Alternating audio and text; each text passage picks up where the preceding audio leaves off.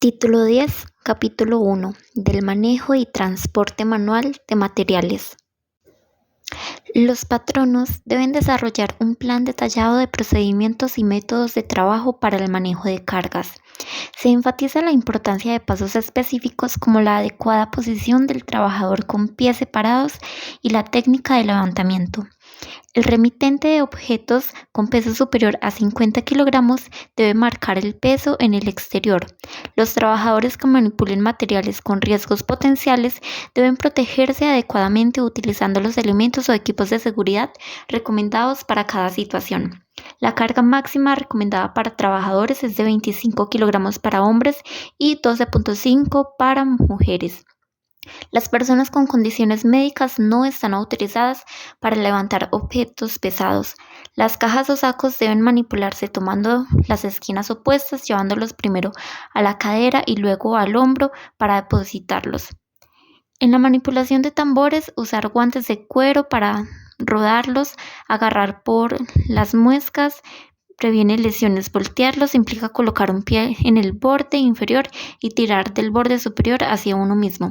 Las pilas de cajas deben asegurarse con esquineros de madera y cadenas para evitar desplazamientos.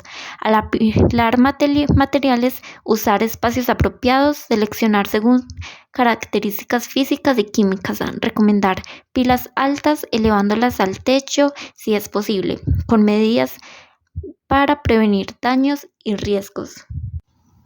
Título 10, Capítulo 2 del manejo y transporte mecánico de materiales. Artículo 398 al artículo 407. Los equipos de movimiento de materiales como transportadores, grúas y malacates deben construirse con materiales resistentes para garantizar seguridad en su manejo y transporte. Los transportadores deben diseñarse para no exceder la carga máxima que van a mover. Se debe proteger cualquier parte móvil con picaduras como engranajes, cremalleras, poleas y roldanas. Los transportadores operan continuamente y se deben lubricar periódicamente. Los transportadores elevados deben contar con andenes o plataformas para reparaciones y en espacios reducidos o túneles se garantizará suficiente espacio para el mantenimiento.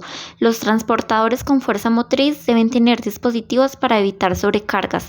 Cuando un transportador atraviese zonas del trabajo, pasillos o vías públicas, se deben proporcionar resguardos para prevenir la caída de material.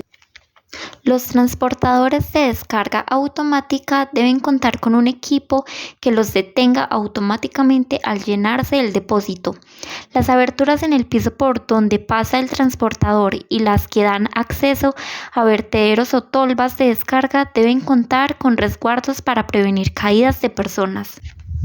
Los transportadores verticales que se carguen manualmente deben llevar un letrero indicando su carga máxima.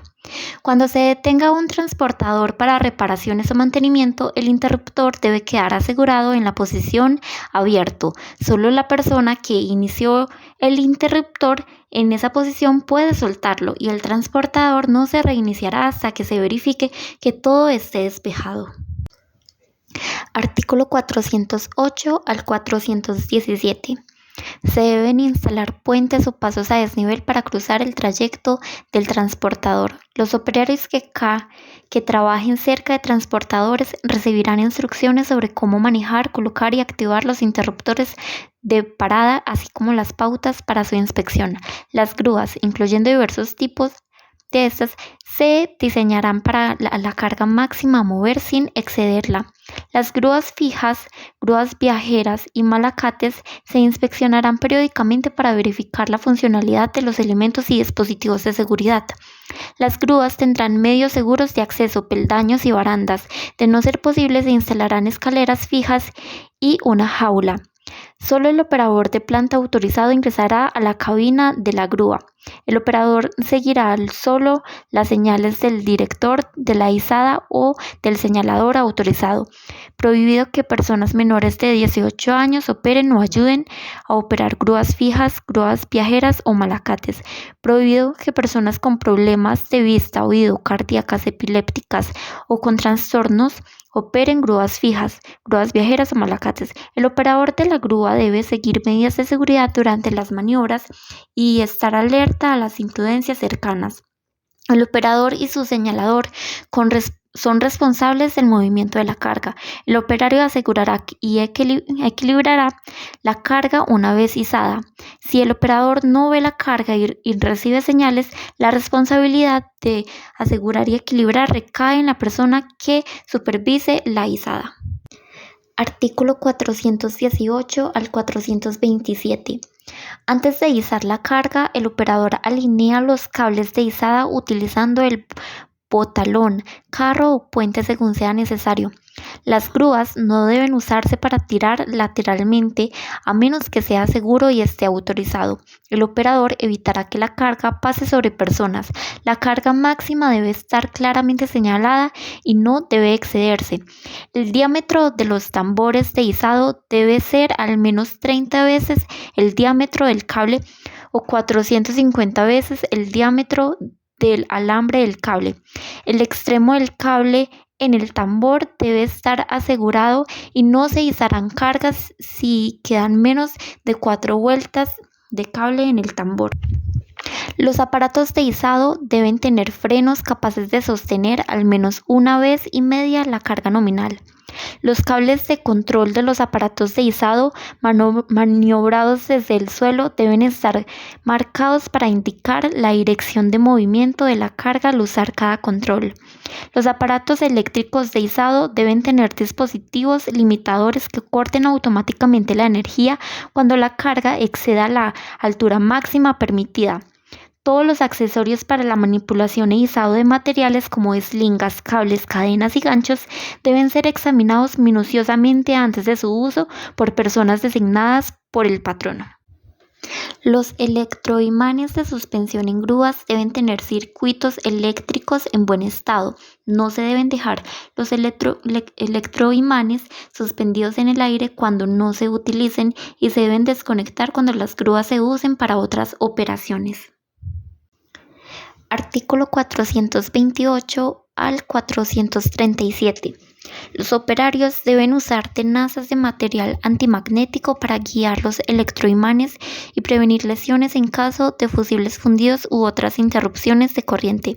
Las cabinas de las grúas móviles deben ser incombustibles, resistentes a las inclemencias del tiempo y capaces de proteger al operador contra proyecciones de materiales fundidos o corrosivos, radiaciones, gases tóxicos o dañinos. Además, deben tener escaleras fijas. Los transportadores cerrados para materiales combustibles explosivos deben tener respiradores de seguridad directos a la atmósfera. Los transportadores mecánicos deben tener dispositivos de parada en estaciones de carga y descarga, extremos de impulsión y retorno, así como a lo largo del trayecto en lugares estratégicos para detener la maquinaria en emergencias. Los transportadores manuales deben tener una velocidad que permita cargar el material sin riesgos. Los transportadores fuera de la vista del operador deben tener señales audibles o luminosas para alertar a los trabajadores en peligro. Los canales de transporte de troncos en aserraderos deben revertirse con planchas de hierro o colocarse sobre correderas de rieles. Deben tener pasillos lo suficientemente anchos con barandas y brocales en el lado exterior para que los trabajadores se mantengan a una distancia segura de los troncos. Las roscas transportadoras o tornillos sin fin deben estar en conductos metálicos con cubiertas herméticas. Se deben proporcionar rejillas de malla fuerte como resguardo de seguridad cuando la cubierta se levante para la inspección. Los transportadores neumáticos, las aberturas de alimentación de los sopladores o ventiladores deben estar protegidos con rejillas metálicas. Cuando se suministra material a mano, se deben instalar tolvas de alimentación con una altura mínima de 1 metro sobre los conductos. Artículo 438 al 447. En superficies inclinadas, las carretillas de mano de 2 ruedas deben tener frenos eficaces aplicados a las ruedas para evitar que giren al voltear la carga. Los mangos de las carretillas de una o dos ruedas deben tener resguardos para evitar que las manos de los trabajadores rocen con objetos como puertas, postes, paredes o materiales apilados. Las carretillas motorizadas industriales deben diseñarse para su carga máxima, indicada en placas de seguridad, y deben contar con alarmas como sirenas, campanas y silbatos. Las carretillas y vagonetas industriales deben ser operadas por personas adiestradas, autorizadas y capacitadas física y mentalmente. Las carretillas o vagonetas no deben operar en lugares con gases o vapores inflamables, polvos combustibles o sustancias volátiles inflamables. Deben colocarse avisos indicando el peligro en estos sitios. Las vías por las que circulen carretillas o vagonetas deben mantenerse en excelente estado, con bandas claramente definidas por rayas continuas pintadas. Deben establecerse y seguirse reglas para la operación eficaz de vagonetas o carretillas adaptadas a las condiciones y necesidades del establecimiento, así como medidas para el tránsito dentro y fuera del mismo.